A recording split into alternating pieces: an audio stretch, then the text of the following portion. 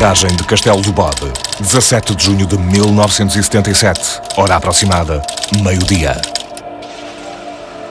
Ao sobrevoar a barragem de Castelo do Bode, o foguete da Força Aérea José Francisco Rodrigues avista algo muito misterioso. Pouco depois, o piloto iria ver-se envolvido na situação mais perigosa e extraordinária da sua vida.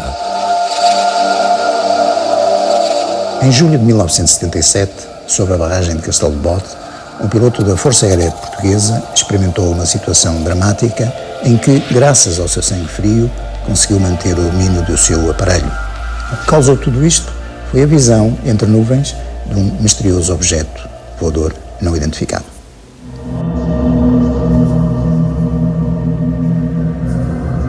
Na manhã do dia 17 de junho de 1977, o forriel José Francisco Rodrigues descolou pelas 11 horas e 15 minutos da base aérea número 3 de Tancos, dirigindo o seu avião, um Dornier 27, para uma área de treino pré-determinada, situada na zona de Tomar.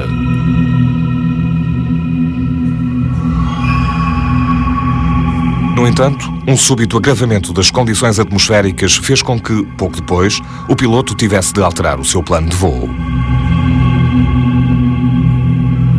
Ao meio-dia, na vertical da barragem de Castelo do Bode, deparou com mais algumas nuvens e decidiu atravessá-las num voo por instrumentos.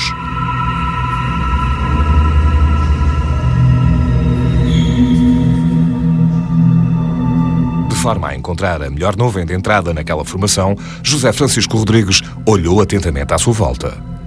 De repente, à sua esquerda, algo lhe despertou a atenção. Era uma forma escura que contrastava com o esbranquiçado de uma das nuvens. O piloto ainda pensou que poderia ser o nariz de um outro avião. Porém, o tamanho daquela mancha não era proporcional ao nariz de nenhuma aeronave por si conhecida. Intrigado, iniciou uma volta pela direita para obter uma melhor visualização daquela mancha e contactou a torre da base aérea número 3 para averiguar se havia algum tráfego aéreo reportado naquela zona.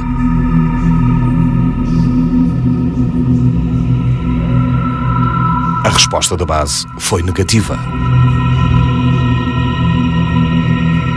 Estando quase a completar a volta à direita, o forriel pediu à torre que contactasse com a estação de radar para que esta confirmasse a inexistência de aeronaves naquela zona.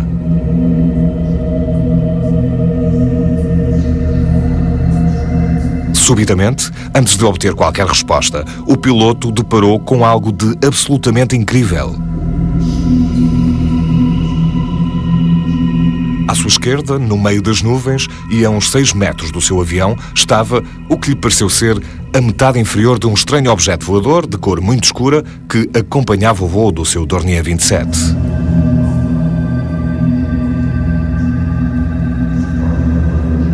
Tinha uma forma semicircular com 12 a 15 metros de comprimento, com algumas saliências semelhantes a janelas, de cor branca amarelada, na sua parte inferior. O piloto pouco mais conseguiu ver daquele estranho objeto, que de repente, e através de uma fantástica aceleração, desapareceu completamente do seu campo de visão. Nesse mesmo instante, o piloto sentiu fortes vibrações no motor do seu avião, que inesperadamente entrou num voo picado e descontrolado em direção ao solo.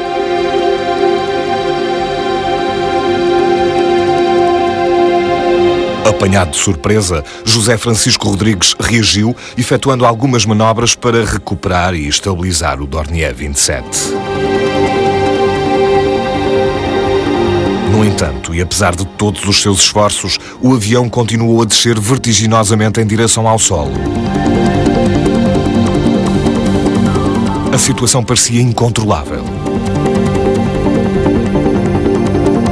Numa derradeira tentativa, José Francisco Rodrigues puxou a manche para si com toda a força e o nariz do Dornier 27 deu sinais de estar a querer levantar. Com alguma dificuldade, o piloto conseguiu então que o seu avião começasse finalmente a recuperar da queda. Contudo, devido à proximidade do solo, ainda teve de efetuar uma arriscada manobra de forma a evitar que o avião chocasse violentamente contra a copa de algumas árvores. nervoso, mas já livre de perigo, José Francisco Rodrigues decidiu regressar de imediato à base, apoiando-se nas informações fornecidas pelos aparelhos de bordo. No entanto, ao olhar mais atentamente para os aparelhos do avião, apercebeu-se da existência de um enorme desfazamento entre o giroscópio direcional e a bússola. Concluiu então que os aparelhos de bordo o estavam a levar no sentido oposto àquele que desejava. Invertendo a rota, o Furriel dirigiu-se finalmente para a base aérea número 3 de Tancos, onde, pouco tempo depois, aterrou em completa segurança. Elaborou então o relatório sobre aquele estranho e perigoso voo de treino que enviou para o Estado-Maior. O insólito voo de treino do dia 17 de junho de 1977 ficou para sempre gravado na memória do agora comandante José Francisco Rodrigues, que o volta a recordar 31 anos depois.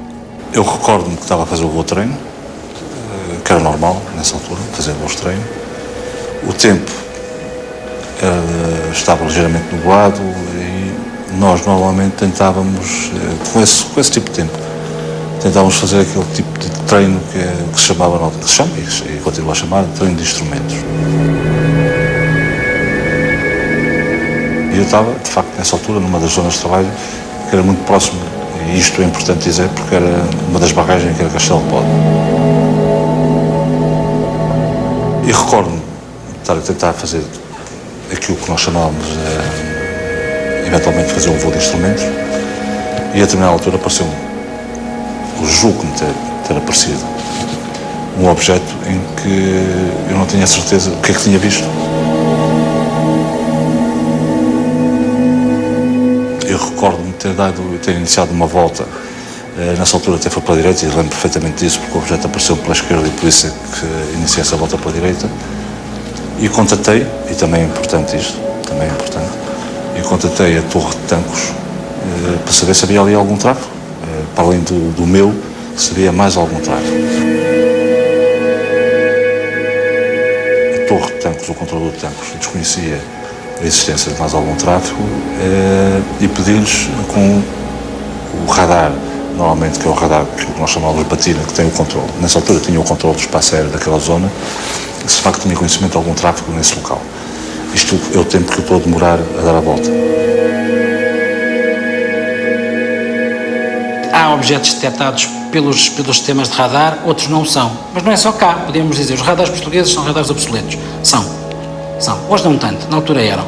Mas acontece isso em todo o mundo, que os objetos se manifestam e não são. Uns são detectados pelos sistemas de radar extremamente sofisticados, outros não. E quando termino a volta, na altura daquilo quando tinha iniciado a volta, que dá, de certa maneira, 360 graus de volta, do meu lado esquerdo aparece-me um objeto, naquela altura pareceu-me que estava parado, e portanto em relação ao meu próprio movimento, e portanto não está parado, está a acompanhar o movimento e mantém a distância. A visão é curta, muito curta, são 4, 5, 6 segundos. Eu não tenho a noção exata do que é que estou a ver. Sei que estou a ver um objeto que, para mim, naquela altura, eu não consegui identificar, nem hoje consigo identificar, como é óbvio. Fiquei surpreendido, mas também não tive muito tempo para perceber o que é que me estava a acontecer, porque da mesma maneira que o vi, ele desaparece. Na altura em que ele desaparece, o meu avião esteve durante algum tempo praticamente fora de controle. E quando dei por mim, estava numa picada, direito ao chão, e eu não conseguia recuperar. E será que o repentino desaparecimento do estranho objeto voador pode ter estado diretamente relacionado com a queda a pique do Dornier 27? Eu penso que há uma causa e efeito. E penso que há uma causa e efeito porquê? Porque, obviamente, o objeto voador não identificado, ao ter acelerado, ou ter executado uma manobra, seja o qual for, para se afastar, pode eventualmente ter provocado a perda de sustentabilidade do meu avião. Portanto, eu não descuro em que uma coisa tinha a ver com a outra. A verdade é que para recuperar, a apesar de tudo, da minha pouca experiência, tive que usar alguns mecanismos que tinha aprendido no início da minha formação, como inverter os comandos, para tentar recuperar. A verdade é que consigo recuperar. Quando acabei de recuperar, ainda bati em algumas copas de árvores. E o mais dramático para mim, na altura, foi...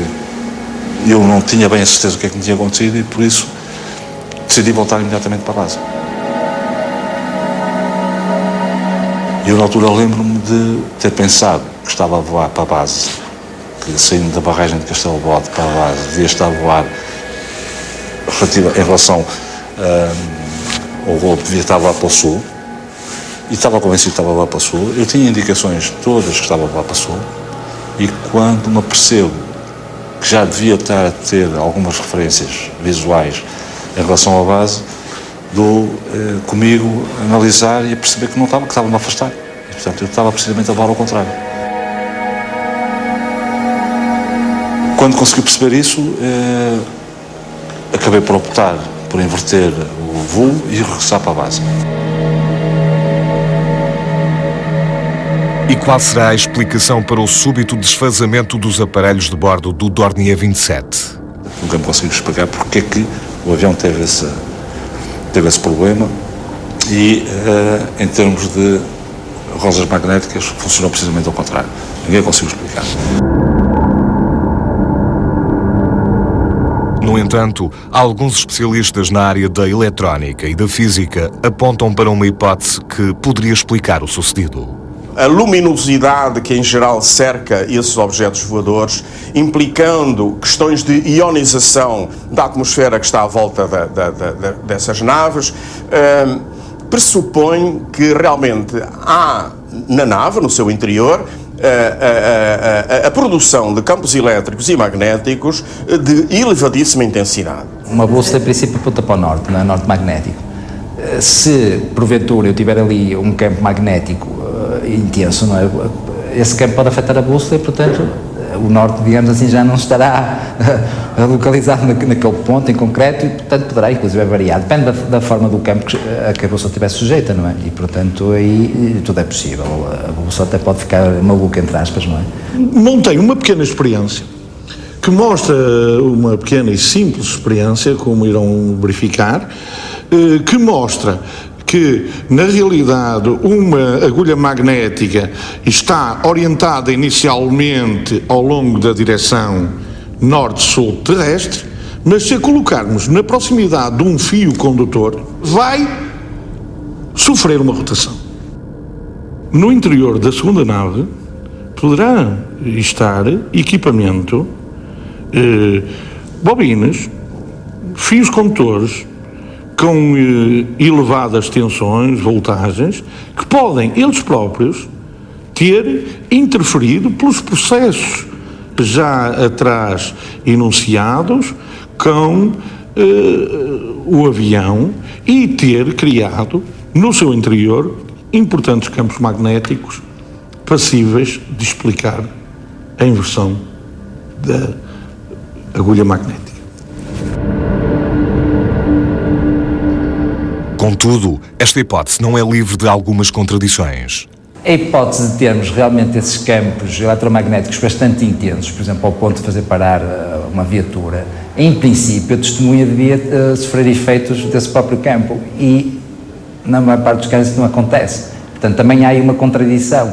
Não é? Se por um lado aquilo avaliza um pouco as declarações da testemunha, por outro lado também a falta de determinados efeitos que seriam de prever que iriam acontecer se tivéssemos esses tais campos eletromagnéticos intensos não se verificam. Há aqui um mistério, no fundo, porque não vamos pensar que todas as testemunhas estão, no fundo, a inventar ou a delirar, não é? Quer dizer que aconteceu isto e não aconteceu. Entretanto, aterrei e, obviamente, que isto foi um bocado de sururu, porque o piloto não sabia exatamente o que é que tinha visto, mas também a verdade é que tinha batido o avião numas copas das árvores. É um jovem piloto, há que desconfiar do que é que aconteceu, se não foi uma pequena brincadeira ou se na realidade houve alguma coisa de especial que tenha acontecido ali. Portanto, isto, grosso modo, foi o que acabou por acontecer. A última imagem que eu tinha do objeto, no fundo, que vi, consegui transmiti-la para o papel. Aquilo que eu não conseguia fazer, e não tinha conhecimentos para isso, esta é que é a verdade, em termos técnicos e aeronáuticos, eu não tinha conhecimento para dizer que aquilo era um avião ou não era um avião, aquilo que se designa como objeto voador não identificado. De facto, este caso é demasiadamente ilustrativo das várias situações que podem acontecer no caso de um encontro imediato do segundo grau.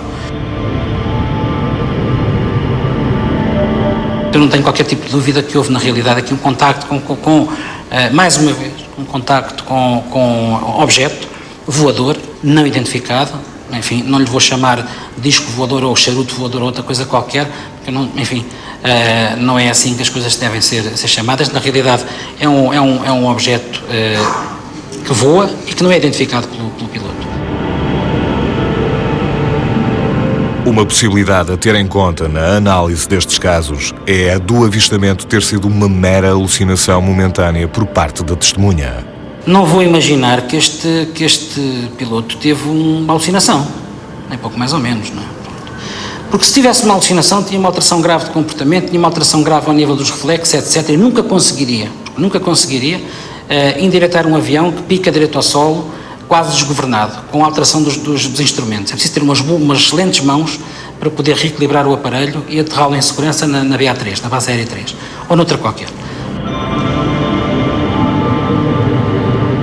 Eu acho que os nossos pilotos são dos melhores do mundo. E sem dúvida nenhuma. Aliás, são considerados. Os melhores pilotos do mundo. Não me parece que os pilotos portugueses andem para aí a inventar discos voadores ou outras coisas parecidas, quando eles não existem. Mas os mistérios relacionados com o estranho voo de treino do piloto José Francisco Rodrigues não se ficam por aqui. Naquele momento em que eu tive esse problema, a barragem de Castelo Bode teve, nessa altura, uma descida abrupta de energia, que foi registado e também ninguém conseguiu explicar qual a origem ou como é que ocorreu essa descida abrupta de energia na barragem de Castelo Bode. Lembro-me do avião ter ficado parado e fechado e selado para análise. Ao fim de uma semana do avião estar fechado, selado, foi feito um teste em relação a matérias radioativas em 3 ou 4 aviões misturados. E nenhum acusou nada, excepto o avião, de facto, em que eu estive a voar.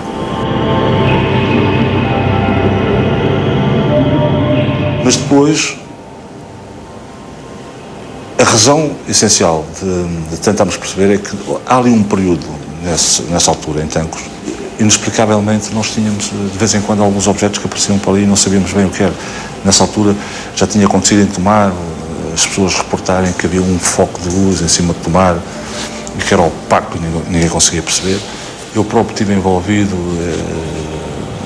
pouco tempo antes tinha estado envolvido, éramos 4 pilotos, um dos pilotos atualmente, penso que é Major-General na Força Aérea ainda, descolámos à noite porque o controle na altura detectou que havia ali um tráfego que supostamente não devia estar e nós nunca conseguimos identificar, era um foco de luz, nunca conseguimos identificar. Portanto, nós nunca percebemos bem o que é que acontecia ali. Nunca mais me interessei em tentar saber o que é que houve, o que é que deixou de haver, como também nunca mais ninguém me fez chegar a mim qualquer relatório ou qualquer informação em relação a este voo e aquilo que aconteceu. E que nessa altura já não era novidade, absolutamente nenhuma, já não era novidade. Podia ter sido um balão que eu não conseguisse identificar, podia ter sido um avião estranho que eu não conseguia identificar. A única coisa é isto, objeto voador que eu, na altura, não consegui identificar.